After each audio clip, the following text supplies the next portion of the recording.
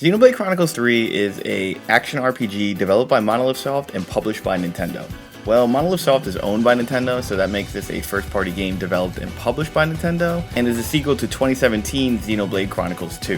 Xenoblade has every single game available on the Switch currently, as Xenoblade Chronicles 1 was remade earlier last year, so you're able to play Xenoblade 1, Xenoblade 2, and the Xenoblade 2 DLC, the Torna Legacy Collection. And now with Xenoblade Chronicles 3 coming out, you can play the entire series except for Xenoblade Chronicles X, which stays as a Wii U exclusive. So in this video, I'm going to be reviewing not just Xenoblade Chronicles 3, but I'm going to be discussing, is this game worth it from a fan's perspective, as those who have played Xenoblade Chronicles 1, 2, etc., or those who are just fans of action RPGs, JRPGs, and are looking to get into a new series. Also in this spoiler-free review, we're going to be looking at the dub versus sub, we're going to be looking at the graphics, the music, and of course, all the new things added to the gameplay, menus, etc.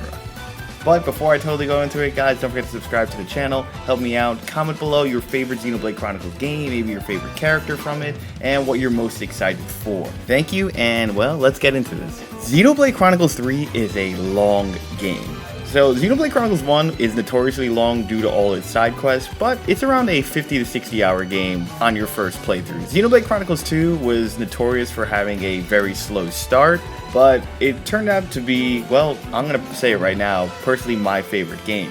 Xenoblade Chronicles 3 fixes those issues. The game, while it does have a bit of a quicker start, that's at the cost of having a longer tutorial. Well, what I mean by that is that even in Chapter 3, after I've gone through a huge boss battle, gone through many cutscenes, I was still getting tips and information about new things I can do in the overworld regarding side quests, etc., etc. So be expected to learn a lot of new tips along the way, and don't expect it to be like a 1 or 2 battle thing or a Chapter 1 only where you learn everything at once. The game kind of spreads out the information and locks a few things behind that until later on when you have full access to the game. It's a way for the game to condense all the information you need to learn because there is a lot in Xenoblade Chronicles 3.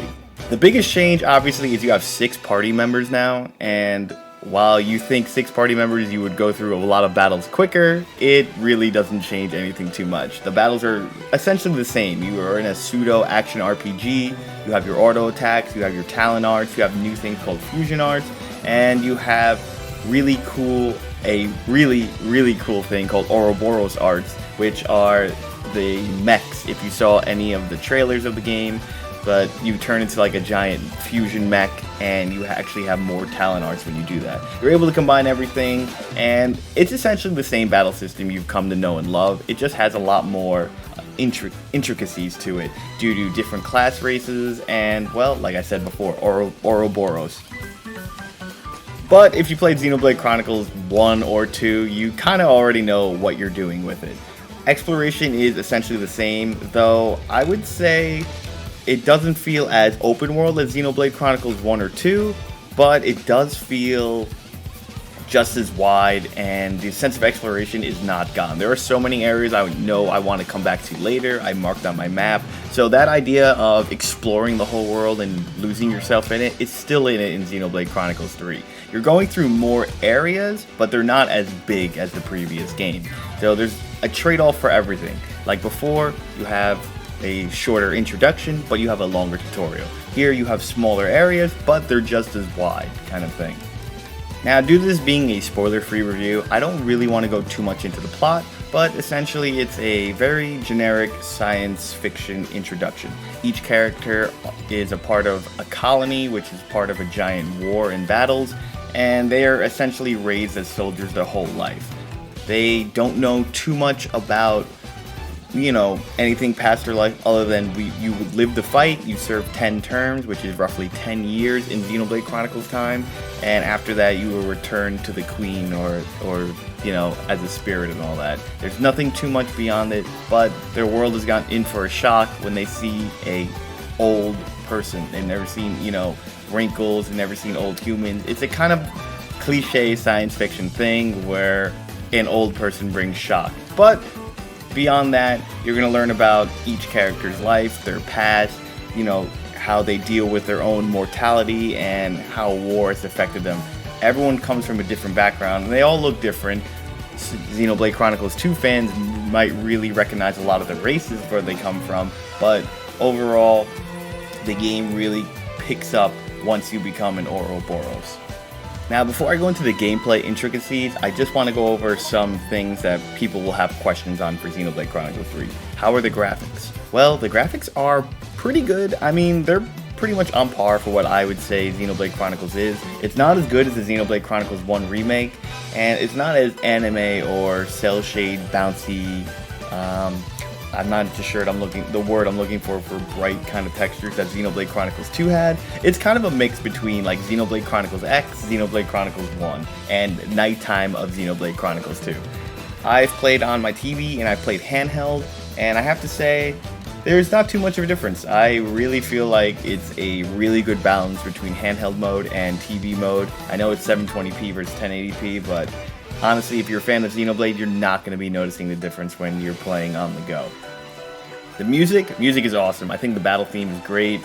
Xenoblade and Monolith Soft have always had amazing battle music, has always had amazing theme area music, and they knock it out of the park here. Last but not least, the dub versus sub. So, Xenoblade is known for having a, let's call it a hilarious dub.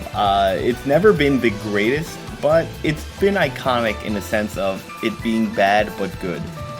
Here, I would say the dub is okay. I've actually did half the game in dub so far, and I've done half the game in sub. And while I think the sub is better at portraying emotions, I think the dub is unique because every character has their own accent, because they're all part of different races and all that, instead of having like, oh, everybody kind of sounds the same. Look, if you like the dub from 1 and 2, more than likely you're going to continue to play it. You have the option to change at any time. You don't need to download anything. There's no DLC beyond it. It's literally in your settings. You switch right over to Japanese or English, and boom, next cutscene immediately in that. I think they're both fine. I personally prefer the sub, but if you do enjoy the dub for Xenoblade, and you always have, well then, fear not. Okay, so let's get into the big stuff here. So I have recorded a lot of stuff just to show you guys. I showed some obviously you've seen some of the battle gameplay beyond, but I want to go over the menu stuff because there's so many things to do in the menu. And in the menu you have, well, basically this. You have things separated by classes. In this game, you're not just set to one class. Like Rex is not just a sword fighter like Shulk is, and Rein is not just a tank. Any character could be any class at any time. And essentially you level up your classes to learn more abilities, to get more talent arts. So here you guys could see, I'm just showing you what each class looks like. You basically change your shirt to know which class you're gonna be. Like, oh, okay, right now I am an attacker because I have the Hammer Girls thing, or I'm a medic gunner because I have the green and black jacket on. Any character could be any class as long as you keep leveling them, and as you keep using that class, you get to a max level of 10 currently, which could go even higher later on, but you learn each talent art and they carry over. Your original class obviously is the most important one because you can carry over unique arts from it, and you could carry over fusion arts, but that's for the game to teach you later on. Essentially, you already know the party you're going to be going with, but you can keep making your characters better and better by working on each class. Maybe you want your attacker to have one healing move, well then you're going to be fine. Just don't forget, when you change your class, you are also changing your stats from there. With 6 characters in the party, the one thing I have to break it to you guys is that battles are not quicker. Okay, so with 6, it gets the same as the Xenoblade 1 and 2, 3. And yeah, just be prepared for the same battles. While there's 6 people and there's a lot more going on, it's the same thing. You want to break a guy, you want to topple them, you want to get your stuns going, and well, there's not much to it. Xenoblade has always been, in my opinion, a very simple action RPG, well, pseudo action RPG. Of course, you have your accessories here, same as Xenoblade 1. You don't get to equip as much as you do, and the unfortunate thing for Xenoblade Chronicles 1 compared to 1 is that when you add new equipment, you don't change your shirts because, well, again, classes are important, so you can't change your whole gear. Of course, You get to also tweak with your Ouroboros. They have art skills, and they have something called a soul tree. Soul tree is pretty simple. It's, think of like anything from like Bayonetta or Devil May Cry. You add one thing, a tree keeps going on, and you see which abilities, which passive abilities, arts you want to learn. There's not much to it. It's very simple, but at the same time, it's very deep. There's so many things to do in Xenoblade Chronicles 3, which is, I think it's good. You know, you don't ever want to sell yourself short, and Xenoblade has never sold anybody short. They've always had abundance of content. There's just been so many things to do. I mean, if you literally want to spend 20 hours doing side quests, Xenoblade is that kind of game for you. Cutscenes are very long in this game, though, I have to admit. At one point, I actually sat down for 22 minutes watching a cutscene. So it's no Metal Gear Solid Kojima level. I mean, Kojima level of patience you need in cutscenes, but expect to really sit down, absorb a lot of the story in. That's what I think. I just think Xenoblade Chronicles 2 did it a little bit better, keeping the player between gameplay and cutscenes.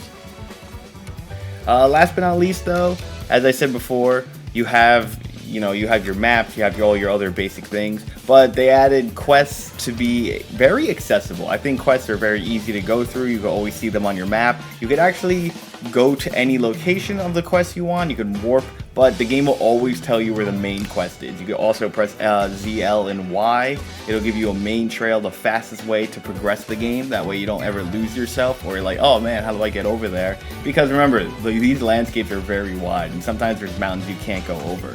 But overall, they really made it accessible if you just want to run through the game, go through the story stuff, and then do all the side quests. But the bad thing is that it only gives you the quickest path towards main quests. Side quests and stuff, you still gotta, go around the world, hop some mountains, make some jumps, and see what's going on.